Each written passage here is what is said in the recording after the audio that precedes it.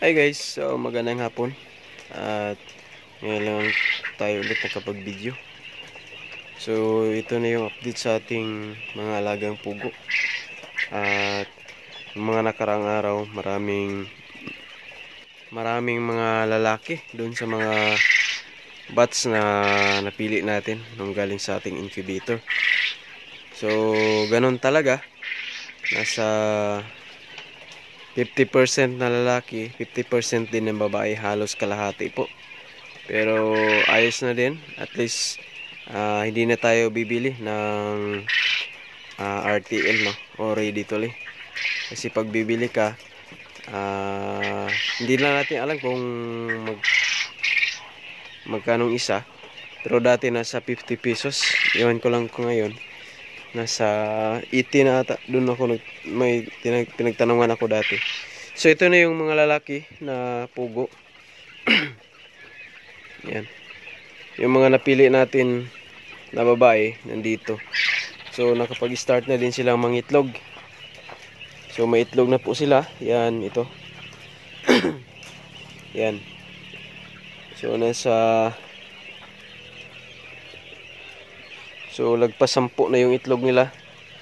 So halos kalahati nun. Kalahati din, no? So hinati ko lang yung batch na mga babae. Hinati ko sa isang cage. Yan. Hinati ko sila para hindi magsiksikan. Yan. So bali isang layer. Yan. Dito natin sila pinasok. At ito yung mga lalaki. So madami din. At ito, binibenta din to. Pang meat. So pwede itong pangpulutan. Pag nag-iinom kayo o nasa shot. So pwede ito pangpulutan. I-out natin to para makatipid tayo sa feeds.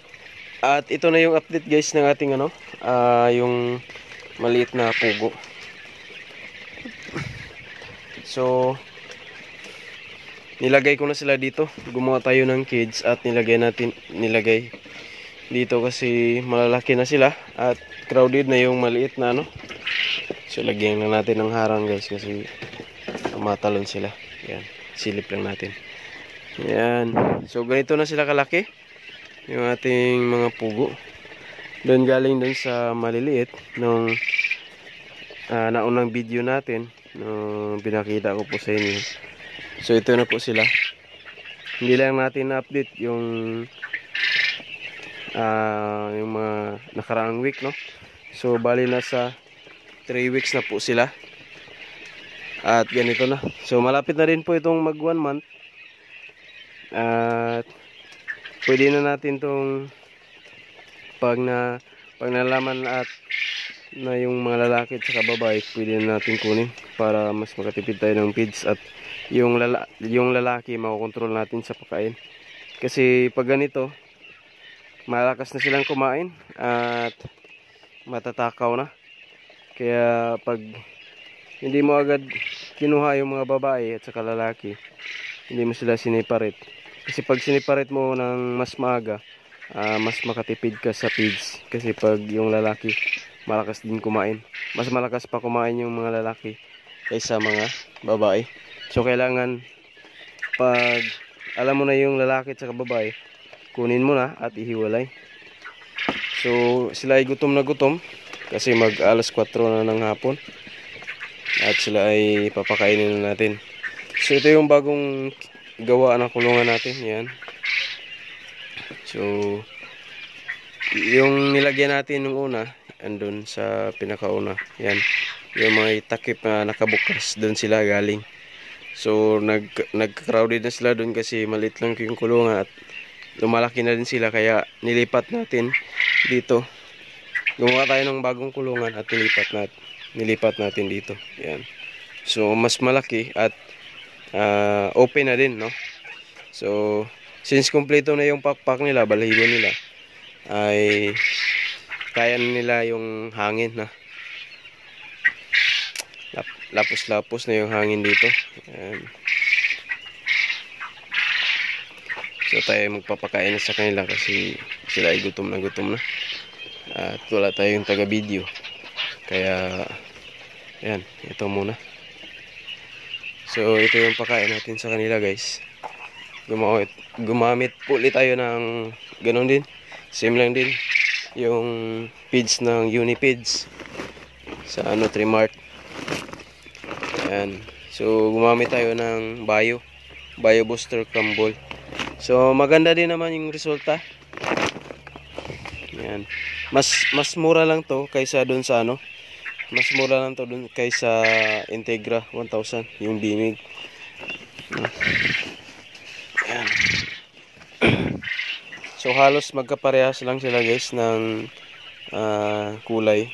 Brown din to. At medyo yung Integra 1000 lang, medyo maliliit, mapino. Ito kahit na Bio 1000 lang to, pero parang ano, parang Integra 2000. Pero ayos din naman kasi kayang lunukin ng ating mga pugo, no? So bibigyan na natin sila guys. Kasi sila ay wow at gutom na. Kaya yun. So yun guys, nabigyan na natin. Yan galing dito. So wala kasi taga video. Kaya yan, ito na sila. Yan, malaki na, no? So pag abot to ng 40 days, pwede na to. So yung naunang batch nito nasa 45 days ata. So lagpas isang buwan din. So nag-start na silang mag-itlog. Kaya mas mainam na pag ganito na alam mo na yung lalaki at babae, yan, ihiwalay mo na para doon na sila mangitlog doon sa cage na paglalagyan nila. At hindi na sila masyadong ma-stress. Yan, so sila ay gutom na guys. Kaya ayan, nagagawan. Ayan, so dito yung iba. Yan. Yung may baliktad yung pakpak. Yan. So ang tatakaw nila guys kasi sila ay gutom na. So nilagyan natin dito ng ano, ng screen para hindi nila kikayin. Sayang din naman, no? Kasi pag hindi mo to nilagyan ng screen at yung isang ganito, yan, wala lang ata ang isang minuto, mawawala na kasi kikayin nila at malaglag dun sa baba. Kaya yung baba yun, no, meron. So ito, at tayo magpapakain naman sa mga liying natin. Yan. Pero bago yan, kukunin natin yung mga itlog nila. Yan, kukunin natin.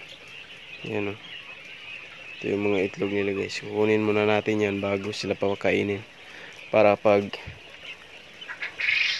hindi tayo mahirapan. Kasi pag nagbigay ka agad ng pagkain at hindi mo pa kinuha yun, mahirapan tayong kunin yung mga itlog nila.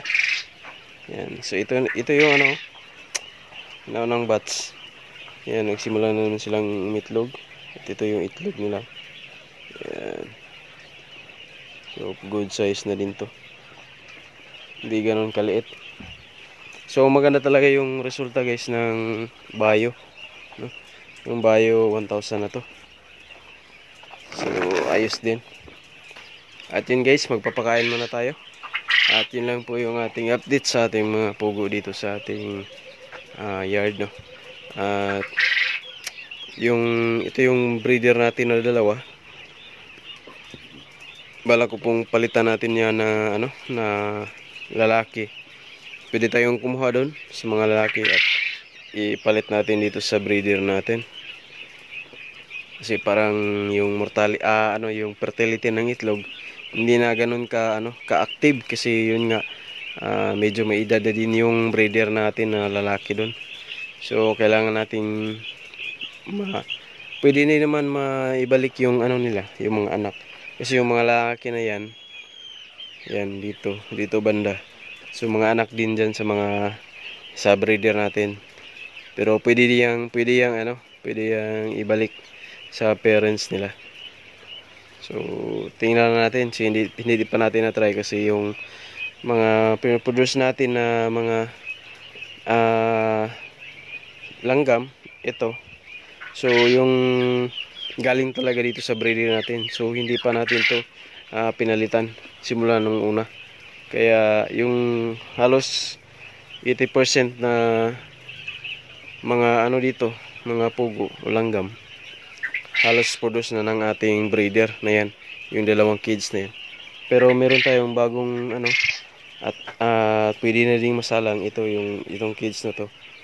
So pwede na tong masalang. Ito yung bagong breeder natin na nilagyan ng lalaki. At ayos din naman. So balak ko pa ding magdagdag ng breeder para isang araw pwede na nating isalang agad yung itlog nila, paramihan. So may mga bakante pa tayo ditong kulungan. So yun lang guys, happy farming. Magpakain muna tayo. God bless.